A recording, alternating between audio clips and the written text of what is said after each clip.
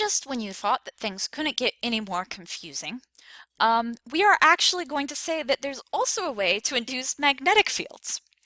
Now, this is something that we're going to come back to near the very end of the class. So you're getting a teaser now, but we're not going to do much more with it. But at the end of the class in chapter 31, we do more with this. So this is what we just did, the one on the right. You actually have your magnetic field, which is uniform on the outside, right? So that's your B. And then we induce your electric field, and we get electric fields that go in circles. So that's what we did in the previous video. The new thing is on the right. And here we're really just arguing, hey, there's a symmetry. Again, in chapter 31, which we'll do at the very end of the class, there's actually then more of a derivation of where this is coming from. But in this case, we say that there's a region of increasing electric field. Notice that it's a uniform electric field. What would give you that? A parallel plate capacitor. How do you make it increase? Well, imagine charging a parallel plate capacitor. Okay, that's not too bad. The new thing we're claiming is that that induces a magnetic field. Note that those magnetic fields are in circles. So this is the new thing.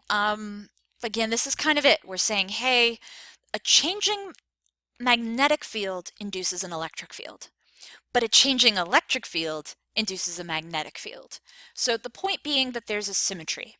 You change one field, you get the other. And this is incredibly important and is really opening the door to relativity. So again, what we will study in a later chapter is the idea of an electromagnetic wave. But briefly, the idea of an electromagnetic wave is that you have a changing electric field and a changing magnetic field, but they actually are inducing each other. So as the electric field changes, the magnetic field appears and changes, and then it propagates. You don't have to have anything causing it, it just keeps causing itself. So when scientists, again about or over a century ago, realized that the math led to this, what was interesting, and waves are kind of a very advanced topic to study in, or this type of wave in particular, so that's why we're going to study waves and come back to electromagnetic waves. But based on the physics of how the electric and magnetic fields are inducing each other, you figure out what the propagation speed is, and that's this fixed value.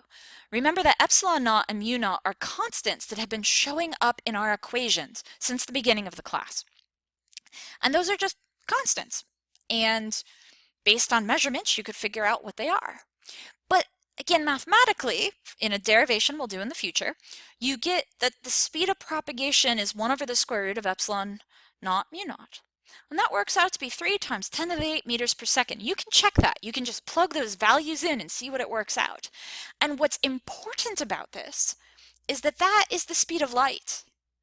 So this is huge. Basically, we figure out that a changing magnetic field creates an electric field.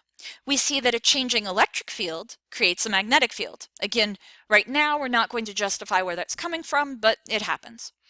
We see then that there's a way that you can basically have the two of them going in this cycle, that you always have one creating the other and this constant change going back and forth, back and forth, back and forth, and that propagates as a wave.